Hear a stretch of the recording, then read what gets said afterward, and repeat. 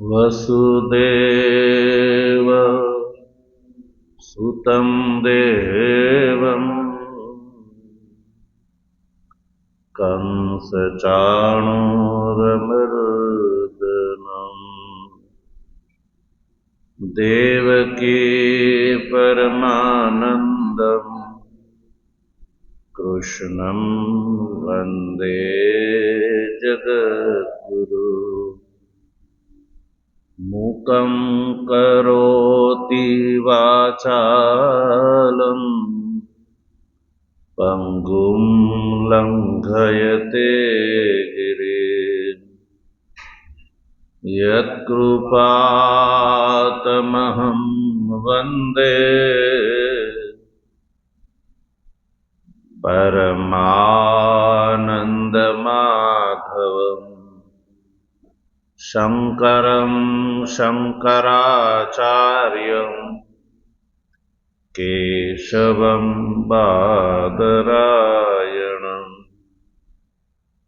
सूत्रभाष्य कृतौ वन्दे भगवन्तौ पुनः पुनः ईश्वरो गुरुरात्मेति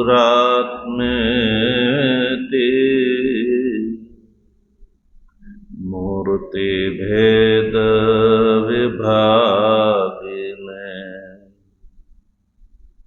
व्योमवद्व्याप्तदेहाय दक्षिणामूर्तये नमः। ॐ शान्तिः शान्तिः शान्तिः।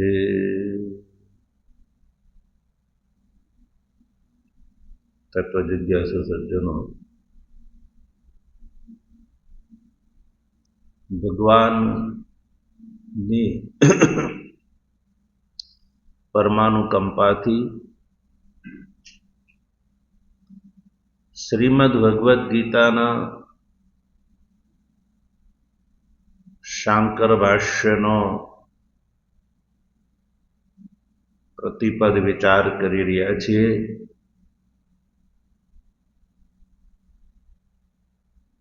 વિચાર ક્રમમાં આ જે ગીતા શાસ્ત્ર છે, જેમાં 18 અધ્યાય છે. કેટલા અધ્યાય છે? 18 અધ્યાય છે.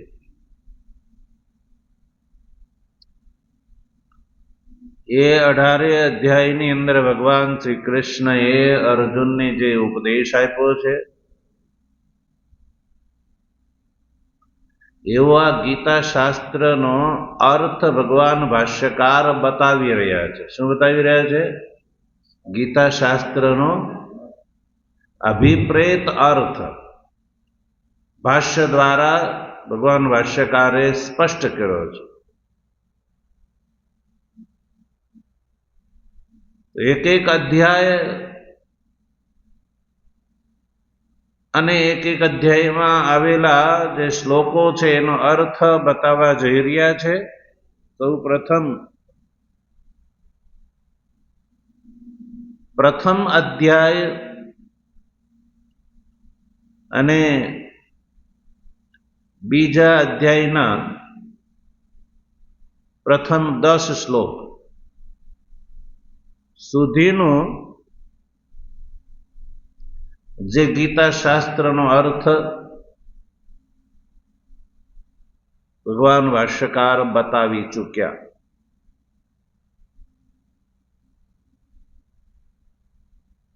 અને એનો અર્થ ભગવાન ભાષ્યકારે બતાવ્યો કે શોક અને મોહ એ સંસારના બીજભૂત દોષ છે.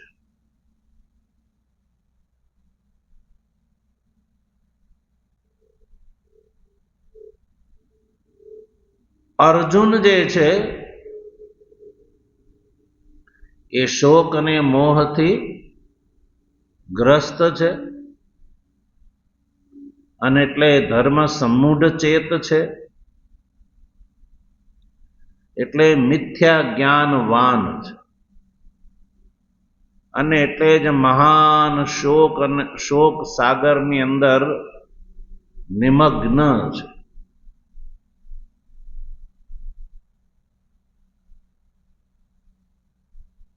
એટલે એનો ઉદ્ધાર કરવા માટે ભગવાન શ્રી કૃષ્ણ જે છે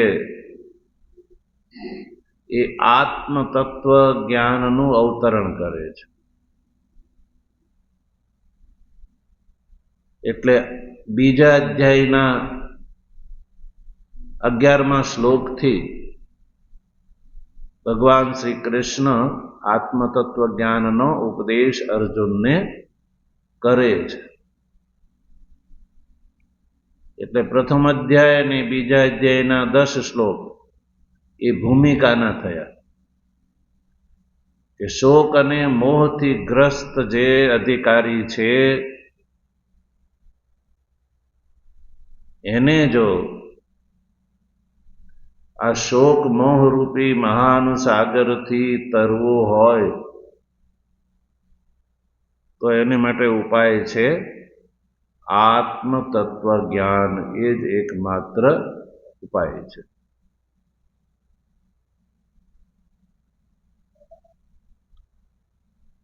એટલે ભગવાન ભાષ્યકાર પ્રથમ અધ્યાય અને બીજા અધ્યાયનું તાત્પર્ય બતાવ્યા પછી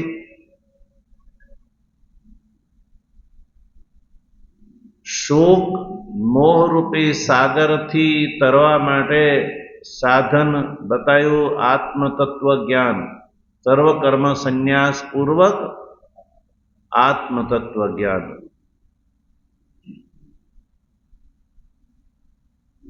તો આ જે ગીતા શાસ્ત્રનો અર્થ છે સર્વકર્મ સંન્યાસ પૂર્વક આત્મતત્વ જ્ઞાનથી જ શોક મોહ ની નિવૃત્તિ થાય છે. એનું સમર્થન કરવા માટે વચ્ચે વૃત્તિકાર અભિપ્રેત જે મત છે એનું ખંડન કર્યું અને વૃત્તિકારના મતનું ખંડન કરીને હવે ભગવાન ભાષ્યકાર બીજા અધ્યાયના 11મા શ્લોકનું ભાષ્ય કરવા માટે આગળ જઈ રહ્યા છે. તો એ 11મા શ્લોકનું અવતરણ કરતા લખે છે, જો તત્ર એવં ધર્મ સમૂઢ ચેતસઃ મિથ્યા જ્ઞાનવતઃ महति शोक सागरे निमग्नस्य अर्जुनस्य अन्यत्र आत्मज्ञानात् उद्धरणम् अपश्यन् भगवान् वासुदेवः ततः कृपया अर्जुनम् उद्दितीर्षुः आत्मज्ञानाय अवतारयन् आह.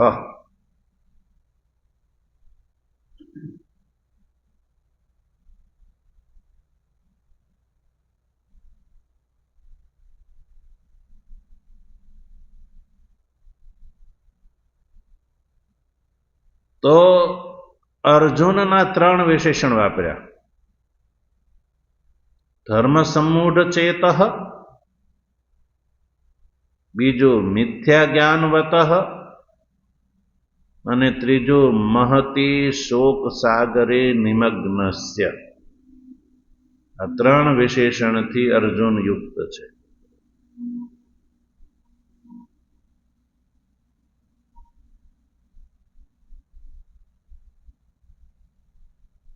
ધર્મ સમૂઢ ચેતઃ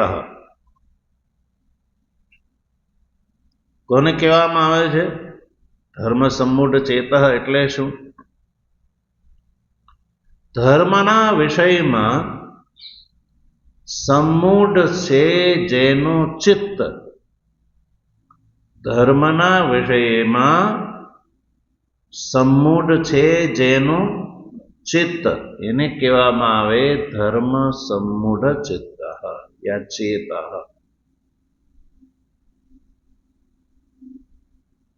ધર્મ શું છે? કર્તવ્ય અને અકર્તવ્ય નો વિવેક. કર્તવ્ય અને અકર્તવ્યના વિવેક.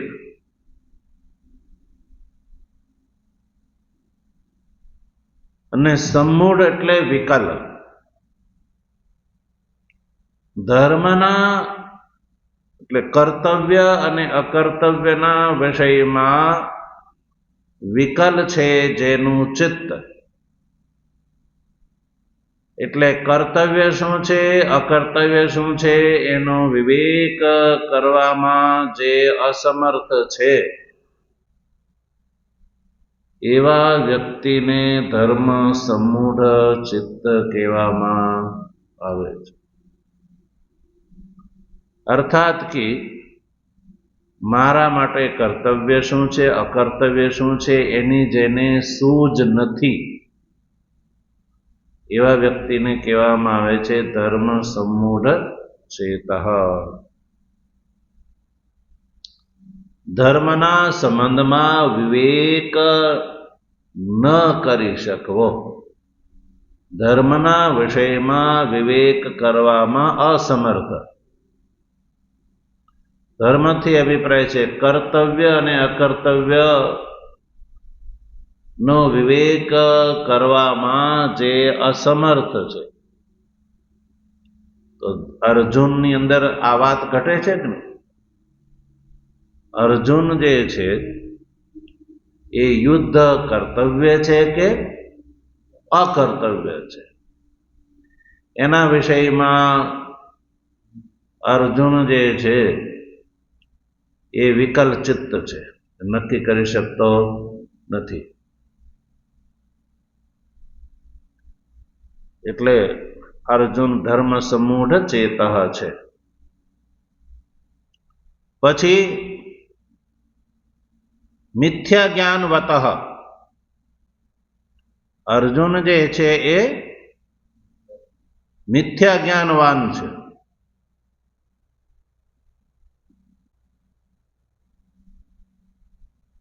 મિથ્યા જ્ઞાન એટલે અહંકાર અને મમકાર. અહંકાર અને મમકાર,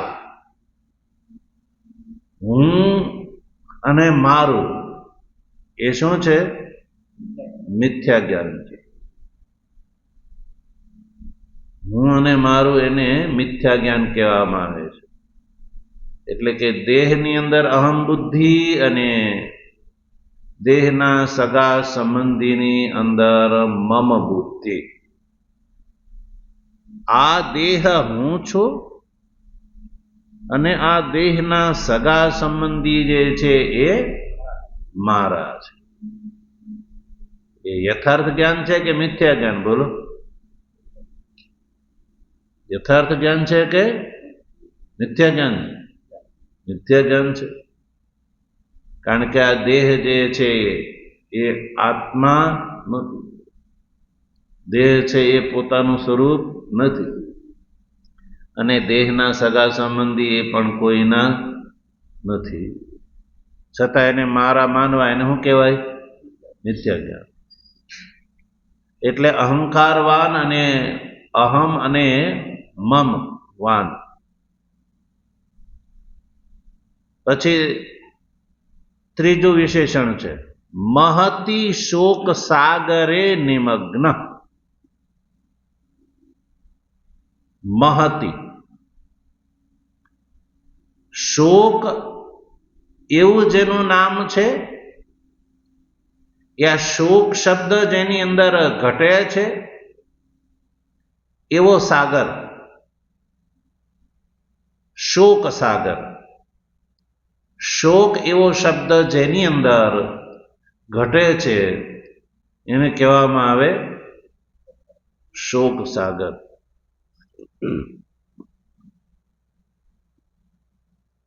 કેમ શોક સાગર કેમ છે? તો એટલે કે જેમ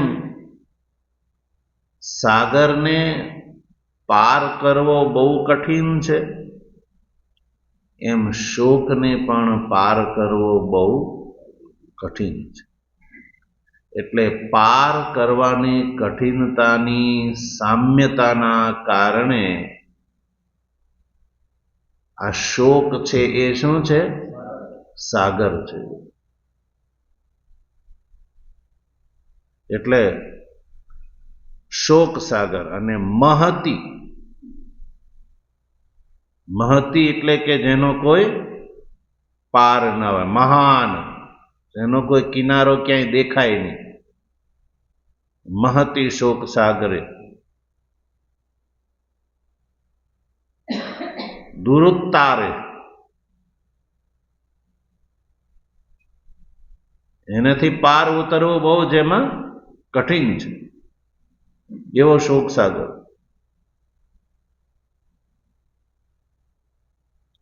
નિમગ્નસ્ય,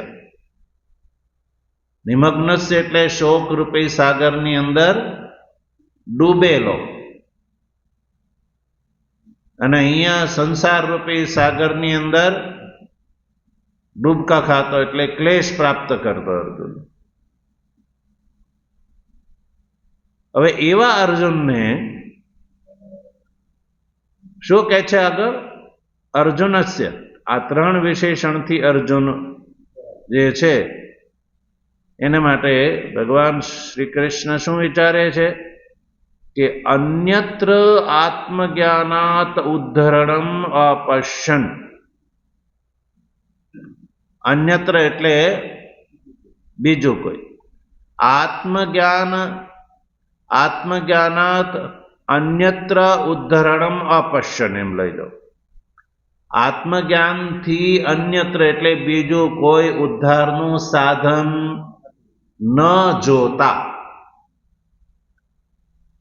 આત્મજ્ઞાનથી અન્યત્ર એટલે બીજું કોઈ ઉદ્ધારનું સાધન ન જોતા. ભગવાનને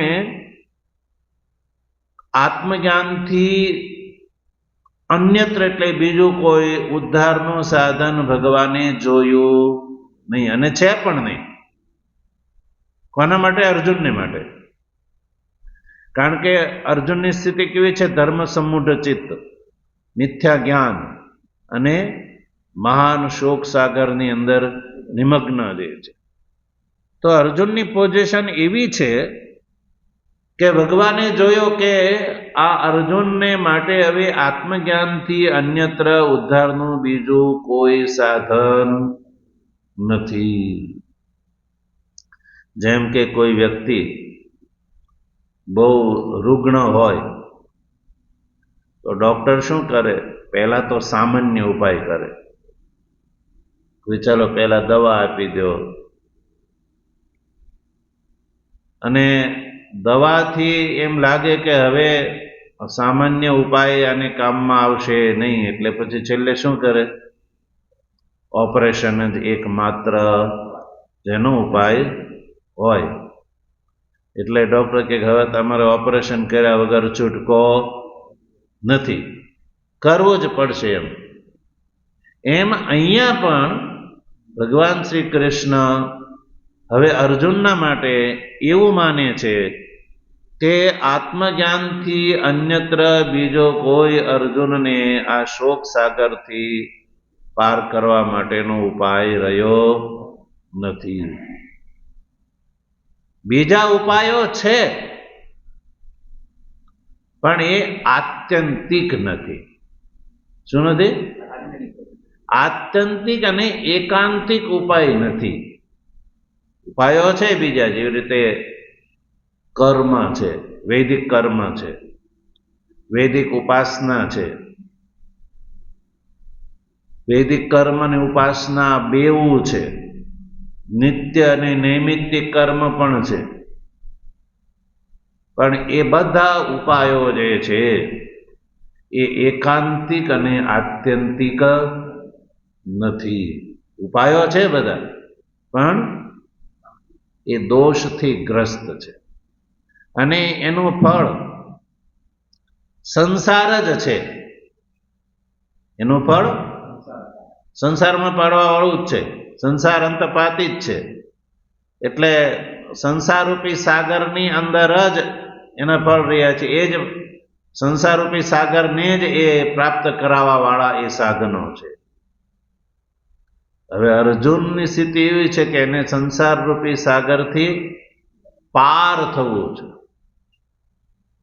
સંસાર સાગરમાં એને મજા લેવી નથી, પણ એને સંસાર સાગરથી પાર થવું છે. તો સંસાર સાગરથી પાર થવા માટે એકમાત્ર ઉપાય આત્મતત્વ જ્ઞાન જ છે. કર્મ, ઉપાસના યા ઉપાસના સહકૃત કર્મ યા નિત્ય નૈમિત્તિક કર્મ, એ બધા ઉપાયો છે એ સંસાર અંતપાતી ફળ પ્રદાન કરવા વાળા છે, સંસારથી બહાર કાઢવા વાળા નથી. એટલે જેને સંસારથી પોતાનો ઉદ્ધાર કરવો છે, તો ભગવાન શ્રી કૃષ્ણ જે છે એ શાસ્ત્ર વેદતા છે, સર્વજ્ઞ છે. એમણે અવતાર ધારણ કર્યા પછી મહર્ષિ સાંદીપનીને ત્યાં જઈને એણે અધ્યયન શાસ્ત્રનું કરેલું છે. એટલે શાસ્ત્રના અર્થના એ વેદતા છે, જગત ગુરુ છે. શું છે? જગત ગુરુ છે.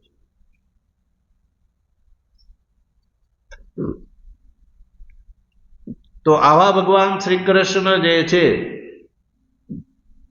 એ મહાન વૈદ્ય છે, ડોક્ટર છે. એટલે એને ખબર છે કે દર્દીને માટે હવે શું કર્તવ્ય છે. એટલે ભગવાન શ્રી કૃષ્ણએ જોયું કે અર્જુનનો જે રોગ છે એ આત્મતત્વ જ્ઞાનથી અતિરિક્ત બીજા કોઈ ઉપાયથી દૂર થાય એમ નથી. એટલે કહ્યું કે આત્મજ્ઞાનાત અન્યત્ર ઉદ્ધરણમ અપશ્યન. આત્મજ્ઞાનથી અતિરિક્ત બીજો કોઈ ઉપાય ન જોતા ભગવાન વાસુદેવ, ભગવાન વાસુદેવે શું કર્યું? તતઃ એટલે એટલા માટે ભગવાન વાસુદેવે નક્કી કર્યું કે તતઃ એટલે આત્મજ્ઞાનથી અન્યત્ર ઉદ્ધારનો કોઈ ઉપાય ન રહેવાના કારણે, તતઃનો અર્થ છે કૃપયા, એટલે કૃપા કરીને. કૃપા કરી કોને? કૃપા કોને કરી? ભગવાન શ્રી કૃષ્ણએ અર્જુન ઉપર કૃપા કરીને. અર્જુનમ ઉદ્દિધીર્ષુઃ, અર્જુનમ ઉદ્દિધીર્ષુઃ ભગવાન વાસુદેવ. અર્જુનમ ઉદ્દિધીર્ષુ એટલે અર્જુનનો ઉદ્ધાર કરવાની ઈચ્છા વાળા. ઉદ્દિધીર્ષુ એટલે કે ઉદ્ધાર કરવાની જેના મનમાં ઈચ્છા છે એવા ભગવાન વાસુદેવ. તો ભગવાન વાસુદેવ જે છે એના મનની એની ઈચ્છા શું છે? અર્જુનનો ઉદ્ધાર કરવાની ઈચ્છા છે. ભગવાનના મનમાં શું છે? અર્જુનનો ઉદ્ધાર કરવાની ઈચ્છા વાળા છે. ભગવાન શ્રી કૃષ્ણ માને છે કે અર્જુનનો શોક સંસાર રૂપી સાગરથી ઉદ્ધાર થાય, એટલે અર્જુનનો ઉદ્ધાર કરવાની ઈચ્છા વાળા ભગવાન વાસુદેવ કૃપયા, ભગવાન વાસુદેવ કૃપા કરીને આત્મજ્ઞાનાય ઉદ્દિધીર્ષુ, આત્મજ્ઞાન થી ઉદ્ધાર કરવાની ઈચ્છા વાળા ભગવાન વાસુદેવે આત્મજ્ઞાનાય અવતારયન આહ, આત્મજ્ઞાન માટે થઈને અર્જુનને આત્મજ્ઞાન થાય, અર્જુનને આત્મતત્વનું જ્ઞાન થાય એ માટે આત્મજ્ઞાનનું અવતરણ કરે છે, અવતાર્યન યાની પ્રસ્તુત કરે છે, ઉપદેશ દેવાનો પ્રારંભ કરે છે. અર્જુનને આત્મતત્વ જ્ઞાન થાય એ માટે થઈને આત્મતત્વ જ્ઞાનનું અવતરણ, એટલે હવે અહીંયાથી આત્મતત્વ જ્ઞાનની ગંગા જે છે એને વહેતી કરે છે, ગંગાને વહેતી કરે છે. ક્યાંથી? તો કયું? આહ. આહ એટલે કહે છે. શેના દ્વારા કહે છે? ક્યાંથી કહે છે? તો કયું? અશોચાન ઇત્યાદિ. અશોચાન ઇત્યાદિ એટલે એ 11મા શ્લોકથી. સમજણ પડી? એટલે 11મા શ્લોકથી ભગવાન શ્રી કૃષ્ણ અર્જુનને આત્મતત્વનું જ્ઞાન દેવાનો પ્રારંભ કરે છે. સમજાણું?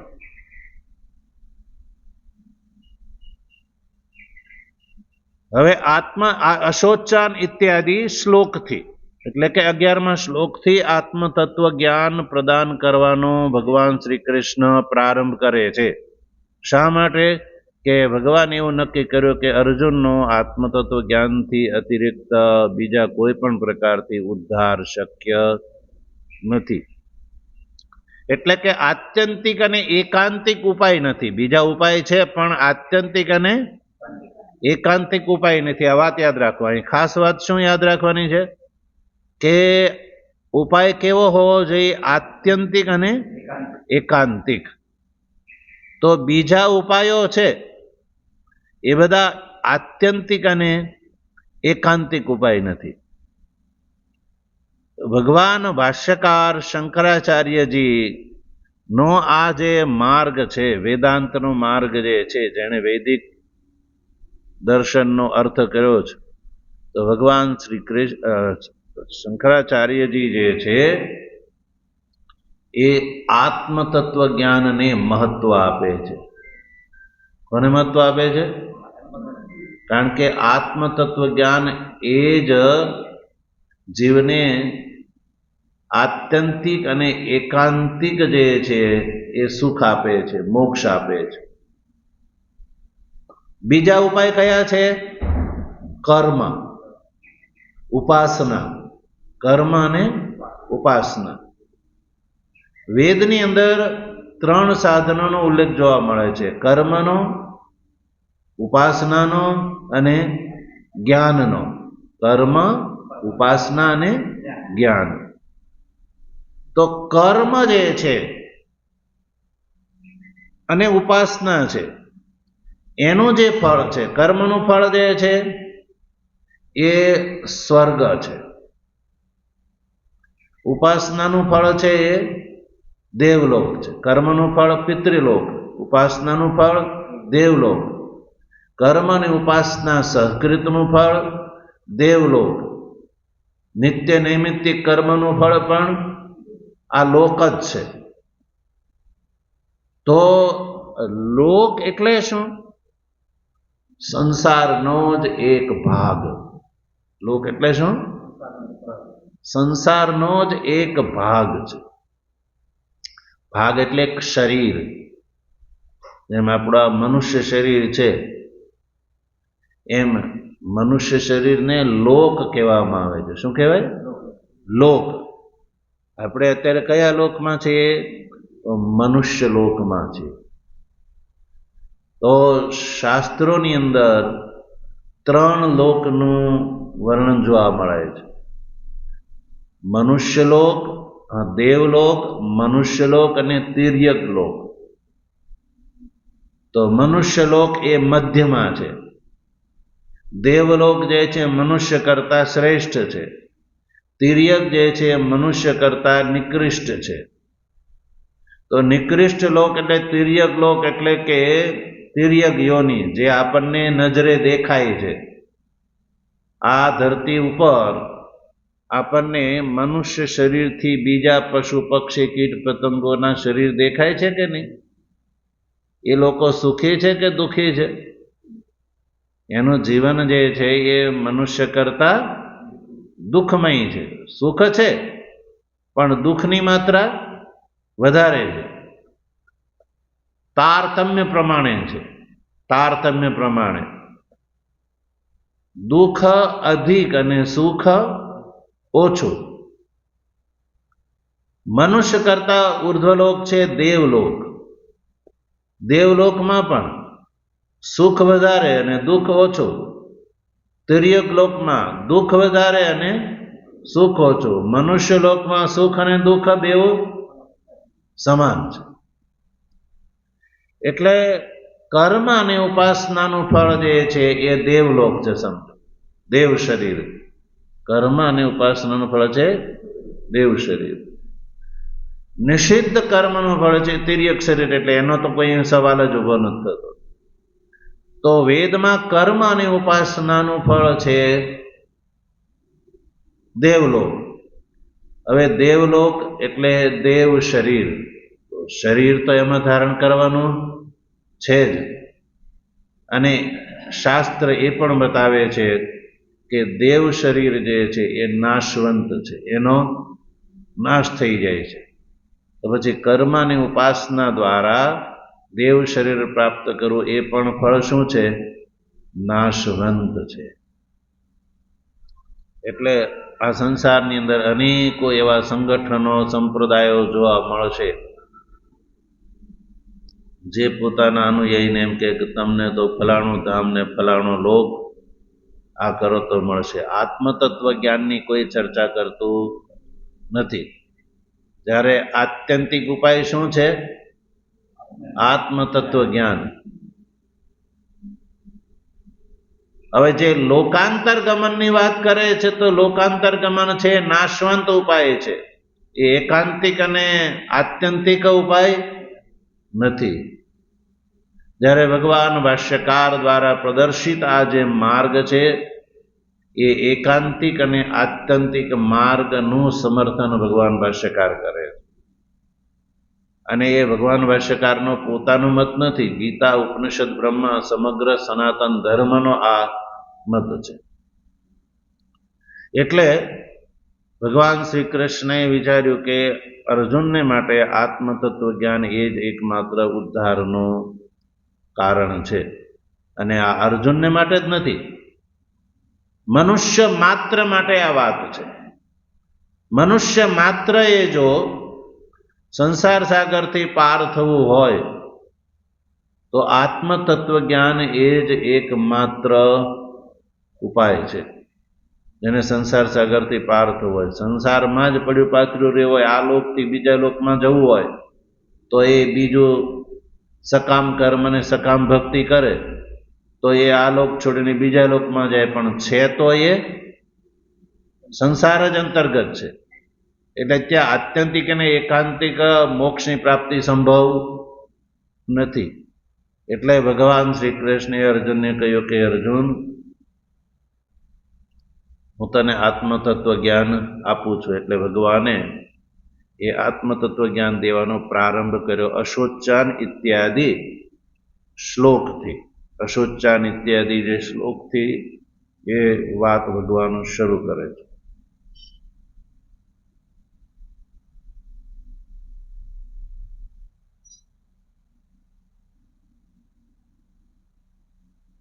તો આત્મતત્વ જ્ઞાનનું સ્વરૂપ શું છે?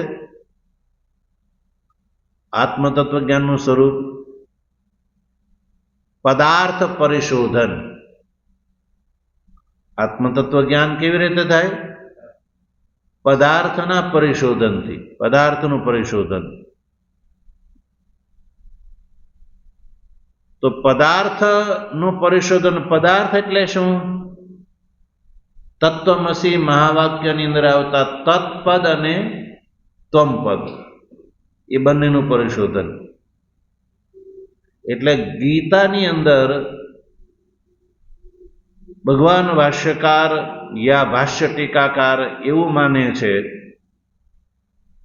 કે આ જે ગીતા શાસ્ત્ર છે 11મા શ્લોકથી જેનો પ્રારંભ થાય છે, બીજા અધ્યાયના 11મા શ્લોકથી જે ગીતા શાસ્ત્રનો પ્રારંભ થાય છે, એટલે કે 11મા શ્લોકથી લઈને 18મા અધ્યાયની સમાપ્તિ પર્યંતનું જ ગીતા શાસ્ત્ર એના 3 કાંડ છે. શું છે? 3 કાંડ છે. અષ્ટાદશ સંખ્યાકાનામ જે અધ્યાય છે 18 અધ્યાયના 3 કાંડ કરવાના છે. 3 ષટક બનશે. 18 અધ્યાયના 3 ભાગ કરીએ તો શું થાય? 3 ષટક બને. ષટક એટલે 6 ભાગ, 6 અધ્યાયના 1 ભાગ, એટલે 3 ભાગ બને. 3 ષટક. ષટક એટલે 6 નો સમૂહ. 6 ના સમૂહને ષટક કહેવામાં આવે. ષટ એટલે 6 થી ઉત્પન્ન ષટક, એટલે 3 ષટક બનશે. એમાં જે પૂર્વ ષટક છે જેને પૂર્વકાંડ કહેવામાં આવે છે, એટલે કે પહેલા અધ્યાયથી લઈને 6થા અધ્યાય સુધીનું એ પહેલું ષટક છે. એ ત્વમ પદાર્થનો વિષય કરે છે. એમાં ત્વમ પદાર્થનું શોધન છે. ત્વમ પદાર્થ, તત્વમસીનો જે ત્વમ પદાર્થ એટલે જીવાત્મા. ત્વમ પદાર્થનો અર્થ છે જીવાત્મા. ત્વમનો વાચ્ય છે જીવ, તત્વનો વાચ્ય છે ઈશ્વર. તત્વમસી મહાવાક્ય શું કહે છે? જીવ અને ઈશ્વરની એકતાનું પ્રતિપાદક છે. સામવેદને છાંદોગ્ય ઉપનિષદમાં મહાવાક્ય છે. આપણે મહાવાક્ય લખ્યું છે ને, જો તત્વમસી, એ તત્વમસી એ મહાવાક્યનું વ્યાખ્યાન એટલે આ ભગવદ્ ગીતા. ભગવદ્ ગીતા જે શું છે? તત્વમસી મહાવાક્યનું વ્યાખ્યાન છે. એટલે પહેલા જે 6 અધ્યાય છે એમાં ત્વમ પદાર્થનું પરિશોધન છે. ત્વમ પદાર્થનું પરિશોધન, ત્વમ પદાર્થનું તમનું વાચ્ય જીવ છે એટલે જીવનું પરિશોધન. કોનું પરિશોધન? જીવનું પરિશોધન. એટલે જીવનું પારમાર્થિક સ્વરૂપ શું છે એ બતાવવા માટેનું પરિશોધન. જીવ ખરેખર જીવ જ છે યા એનું કોઈ બીજું કોઈ સ્વરૂપ છે? વર્તમાન કાળમાં આપણને પોતાના જીવરૂપનો અનુભવ થઈ રહ્યો છે. હું જીવ છે એવું બધા અનુભવે છે કે નહીં? જીવ શબ્દનો આપણે બહુલમ પ્રયોગ કરીએ છીએ કે નહીં? જીવ. તો જીવનું પરિશોધન આમાં ભગવાન કરી રહ્યા છે આ પ્રથમ ષટકમાં. તો જીવનું પારમાર્થિક સ્વરૂપ શું? જીવનું પારમાર્થિક સ્વરૂપ શું? જીવ જ છે યા એનાથી અન્યત્ર બીજું કોઈ છે? એ શોધન કરવાનું છે. સંસારમાં સર્વાધિક જે આત્મતત્વ જ્ઞાન રૂપી ઉપાયને નથી જાણતા એ લોકો જીવને પારમાર્થિક રૂપથી જીવ જ માને છે. એટલે જીવ છે એ જીવ રૂપમાં નિત્ય માને છે. જીવ જીવ જ છે અને ઈશ્વર ઈશ્વર છે એવું માને છે. એટલે જે ભક્તિવાદી પરંપરા જે છે, જે આત્મતત્વ જ્ઞાનને નહીં માનીને લોકાંતર ગમનને મોક્ષ માને છે, શેને? લોકાંતર ગમનને, કે અમુક ધામમાં જવું, અમુક લોકમાં જવું, એને જ મોક્ષ માને છે. અને એ પરંપરા જે કર્મ અને ભક્તિને જે મહત્વ આપે છે, જ્ઞાનને નહીં. તો કર્મ અને ભક્તિને જે મહત્વ આપે છે અને એના દ્વારા જે લોકાંતર ગમન કરે છે, તો લોકાંતર ગમન કોણ કરે? જીવ કરે. તો એમાં જીવ જીવ જ રહે છે. જીવને પોતાનું પારમાર્થિક સ્વરૂપનો બોધ એમાં થતો નથી. એટલે જીવ કર્મ કરતી વખતે હું કરતા છું એવું માને છે. ઉપાસના કરતી વખતે હું ઉપાસનાનો કરતા છું અને આ કર્મ ઉપાસનાનું ફળ છે લોકાંતર ગમન, એનો હું ભોગતા છું. એટલે જીવ એટલે કર્તા અને ભોગતા. તો ભક્તિ માર્ગી પરંપરાઓમાં જીવને પારમાર્થિક રૂપથી જીવ જ માનવામાં આવે છે અને ઈશ્વરને ઈશ્વર, જીવ અને ઈશ્વર બેવું એક છે એવું એ માનવા તૈયાર નથી. એટલે લોકાંતર ગમનને એ મહત્વ આપે છે અને ત્યાંય જીવ તો જીવ જ રહે છે કે ભગવાનના ધામમાં ગયા અને ત્યાં ભગવાનની સેવા મળી, ભગવાનને હિંચકાવ્યા, તો એ શું રહ્યું? ત્યાં જીવ ભાવ મટ્યો નહીં. ત્યાં એ શું છે? જીવનો જીવ જ રહે છે, કારણ કે ત્યાં જીવનો પદાર્થ, જીવનું પારમાર્થિક સ્વરૂપનું પરિશોધન નથી. તો એ જીવનું જે આ પ્રથમ 6 અધ્યાય છે એમાં તમ પદાર્થ વિષયક છે. એટલે તમ પદાર્થનું શોધન છે. એટલે જીવ નથી, જીવ ભાવ જે છે એ આવિદ્યક છે એવું માનવામાં આવે છે વેદાંત શાસ્ત્રમાં. ભગવાન શ્રી કૃષ્ણ જે છે એ જીવનું પારમાર્થિક સ્વરૂપ બતાવીને એવું કહે છે કે જીવ ભાવ જે છે એ આવિદ્યક છે, અધ્યાસ મૂલક છે. જો અવિદ્યા દૂર થઈ જાય તો જીવ નથી રહેતો, પણ એનો જીવનો પોતાનું પારમાર્થિક આત્મ સ્વરૂપનો માં આવી જાય છે. જીવ જે છે જીવ રહેતો નથી, એ પોતાના પારમાર્થિક સ્વરૂપનું દર્શન થઈ જાય છે. એટલે જેનો અવિદ્યા દૂર થઈ જાય છે એ પોતાને શું માને છે? હું જીવ નથી પણ બ્રહ્મ સ્વરૂપ છું. એટલે એને બ્રહ્મ સ્વરૂપનો બોધ થઈ જાય. એટલે આત્મતત્વ જ્ઞાન દ્વારા જીવના આત્મતત્વ જ્ઞાન કરવું એટલે તમ અને તત્નું પરિશોધન કરવું, એનું નામ આત્મતત્વ જ્ઞાન. એટલે તમ પદાર્થ વાચ્ય જીવનું પરિશોધન થતા જીવ અવિદ્યા દૂર થઈ જાય છે. આત્મતત્વ જ્ઞાનથી અવિદ્યા દૂર થઈ જાય છે, અને અવિદ્યા દૂર થઈ જાય એટલે જીવનો જીવભાવ મટી જાય છે અને બ્રહ્મ ભાવની પ્રાપ્તિ થઈ જાય છે. એટલે જેની બ્રહ્મ ભાવની પ્રાપ્તિ થઈ ગઈ એ જ્ઞાની છે, અને આ સંસારમાં કાંઈ કરવાનું બાકી રહેતું, એનો સંસાર સાગરથી એનો ઉદ્ધાર થઈ ગયો આત્યંતિક અને એકાંતિક રૂપથી. એને પુનઃ ફરીને જન્મ મૃત્યુ એના થતા નથી. સમજાણું? એટલે આ પ્રથમ ષટકની અંદર. પછી મધ્યમ ષટક છે. મધ્યમ ષટક એટલે મધ્યમ કાંડ. એમાં તત્પદાર્થનું પરિશોધન છે. તત્પદાર્થનું વાચ્ય જે ઈશ્વર જે છે, ઈશ્વર જે એનું બ્રહ્મ સ્વરૂપનું પ્રતિપાદન તત્પદાર્થનો વિષય છે. એટલે એ જે બીજા મધ્યમ ષટકમાં, એટલે કે 7મા અધ્યાયથી લઈને